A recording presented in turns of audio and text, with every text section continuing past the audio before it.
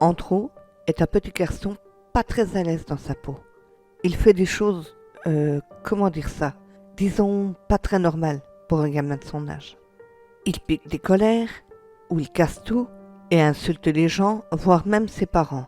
Et plus les années passent, plus le comportement d'Andrew semble se dégrader. Un jour, sa mère le trouve dans le salon, essayant d'étouffer le chat des voisins. Elle fut horrifiée par cette vision. Elle prend la pauvre bête, qu'elle s'empresse de ramener chez les voisins. Heureusement, le chat n'a rien. Elle était arrivée à temps. Mais au fil des années qui passent, Andrew entre au collège, ce qui ne l'enchante pas vraiment. De plus, un gamin nommé Jack l'a pris pour cible avec sa bande de copains. Ce n'est que moqueries, insultes, coups, humiliations pour Andrew.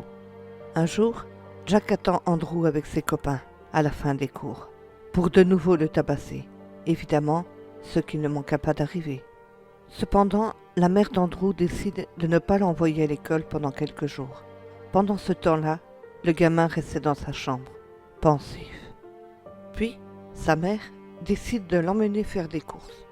En même temps, elle lui achète un nouveau blouson.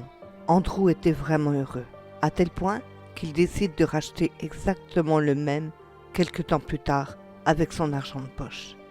Mais quelques jours après, il dut retourner en cours. Mais curieusement, il ne ressentait aucune crainte. 2 jours passent sans aucun problème. Mais le soir, en rentrant de l'école, Andrew suit Jack, qui avait décidé de rentrer seul chez lui, en empruntant un raccourci dans les bois. Mais Andrew se saisit alors d'un bâton, trouvé dans la forêt, qu'il cache soigneusement derrière lui. Tout à coup, Jack se retourne et le regarde en disant « Mais qu'est-ce que tu fous là, pauvre abruti ?» Moi, rien. Si ce n'est que je vais stopper ton règne de terreur une fois pour toutes. Ah ouais? Et tu vas faire quoi, hein, du con? Juste te tuer. De toute façon, tu ne mérites pas de vivre. Mais d'un coup, sans le moindre remords, Andrew frappe Jack au visage avec le morceau de bois. Il le frappe encore et encore. Jack le supplie d'arrêter, mais Andrew, lui, continue de le tabasser, de plus en plus fort. Le pauvre Jack avait maintenant perdu connaissance, mais Andrew continue malgré tout à le massacrer. En fait, il décide de stopper quand il ne restait absolument plus rien de la tête de Jack. Il lui avait littéralement explosé la tronche. C'était le cas de le dire, le pauvre Jack avait perdu la tête. Puis, satisfait, Andrew rentre chez lui, avant que ses parents arrivent, car ses vêtements étaient couverts de sang. Il se change comme si de rien n'était. Le soir venu, Andrew n'affiche pas une mine décomposée au repas, comme à son habitude.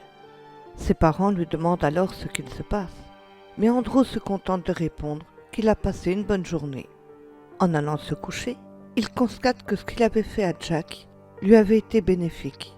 En effet, un sentiment de toute-puissance l'habitait depuis l'instant où il avait commencé à le frapper.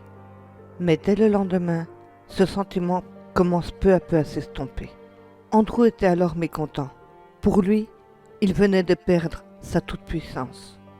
Quelques jours plus tard, le corps de Jack fut retrouvé, installant au passage un climat de peur au collège. La police a interrogé chacun des élèves, mais ils n'ont aucune piste pour leur enquête. Mais celle-ci ne s'arrête pas pour autant. Andrew, lui de son côté, cherche de nouveau à retrouver ce sentiment de toute-puissance. Il se disait qu'il était comme Dieu et qu'il décidait qui devait vivre ou mourir. Mais pour retrouver celui-ci, il devait de nouveau tuer. Il décide alors de s'attaquer aux amis de Jack. Après tout, ces connards n'avaient pas le droit de vivre. C'est ainsi qu'il prend une décision radicale. Tous les tuer, les uns après les autres. Andrew commence par tuer Jason, un type pas très futé, sans nul doute qu'il était le plus débile de la bande. Andrew le croit seul en rentrant de l'école. Il lui propose de l'accompagner chez lui. Jason accepte. Puis, il lui dit alors qu'en rentrant, il devait aller moissonner les champs, mais que cela ne l'intéressait vraiment pas. Andrew affiche un large sourire sur son visage. Il venait d'avoir une idée de génie. Il lui propose alors de l'aider. Jason accepta avec plaisir, sans compter que ses parents étaient absents. Ça irait bien plus vite à deux. Arrivé à la maison, Jason propose à boire à Andrew, qui déclina poliment. Ensuite, ils vont sortir la moissonneuse-batteuse et se mirent au travail. Andrew observe les moindres faits et gestes que faisait Jason pour manœuvrer l'engin. Mais tout à coup, Andrew dit à Jason qu'il venait de taper dans quelque chose de dur et qu'il était plus prudent d'aller voir si le matériel n'était pas endommagé. Jason descend de la machine et inspecte l'avant de celle-ci, quand tout à coup, Andrew, se servant de son t-shirt pour ne pas laisser de traces, appuie sur la manette pour remettre la machine en route, écrasant Jason au passage, laissant juste du sang et des morceaux de chair éparpillés un peu partout. Andrew se sauve à toute vitesse. Il rentre chez lui, puis fait ses devoirs, comme si de rien n'était, tout en réfléchissant bien à ne pas avoir fait d'erreur. Mais il avait croisé Jason sur le chemin, et il était seul, donc pas le moindre problème à l'horizon. Il venait de retrouver ce doux sentiment de satisfaction et de toute puissance qu'il aimait tant.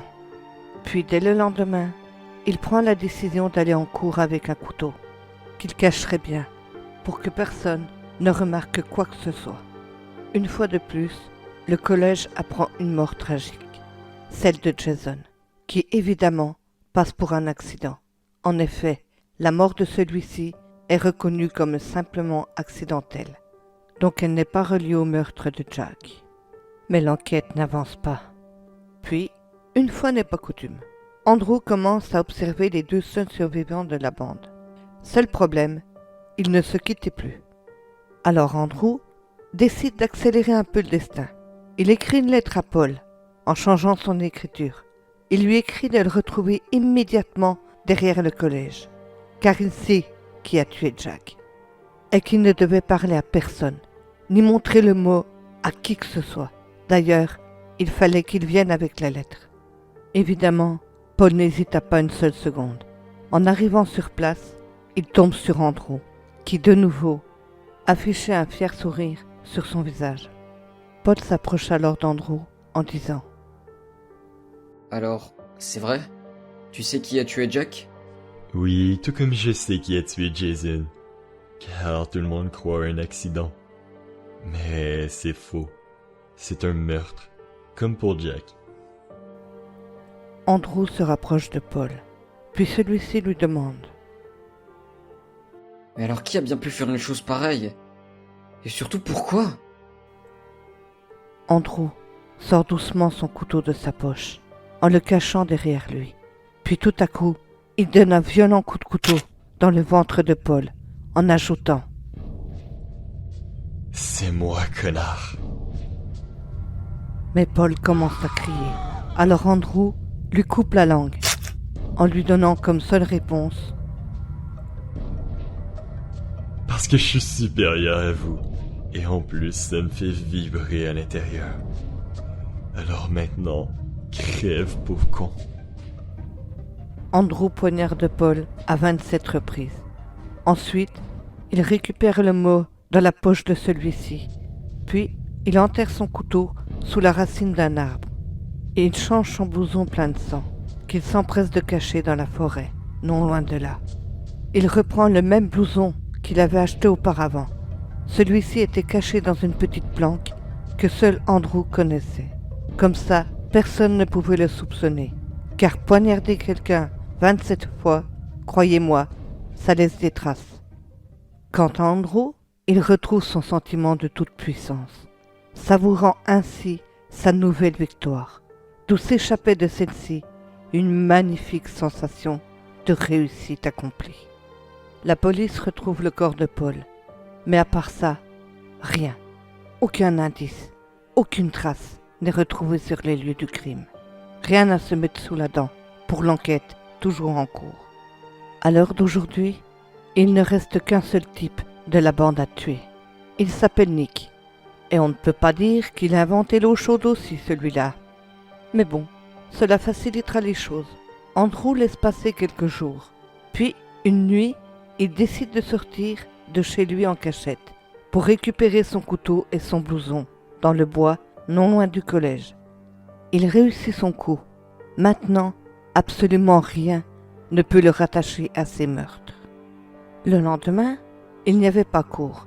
Andrew décide alors de trouver un moyen efficace d'éliminer Nick, rapidement et proprement.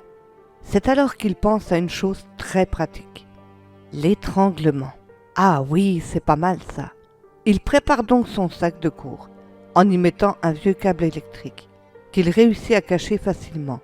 De plus, il n'est pas long, pile ce qu'il faut. Le lendemain, il surveille Nick toute la journée, sans se faire remarquer. Une fois les cours terminés, il le suit doucement. Nick passe par le bois, où Jason s'était fait tuer. Mais tout à coup, un étrange sentiment de peur lui traverse le corps. C'est alors qu'il se retourne, puis voit Andrew, non loin de lui.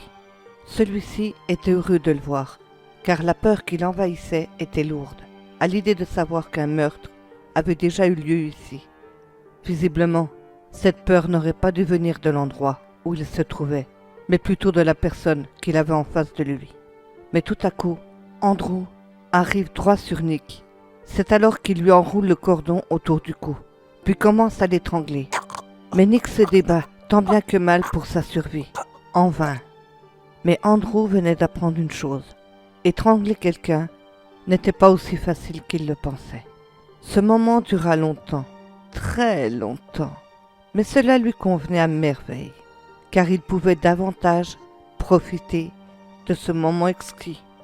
Et c'est ainsi qu'Andrew tua le dernier de ses 4 ennemis, retrouvant une dernière fois cette sensation qui le faisait se sentir Dieu.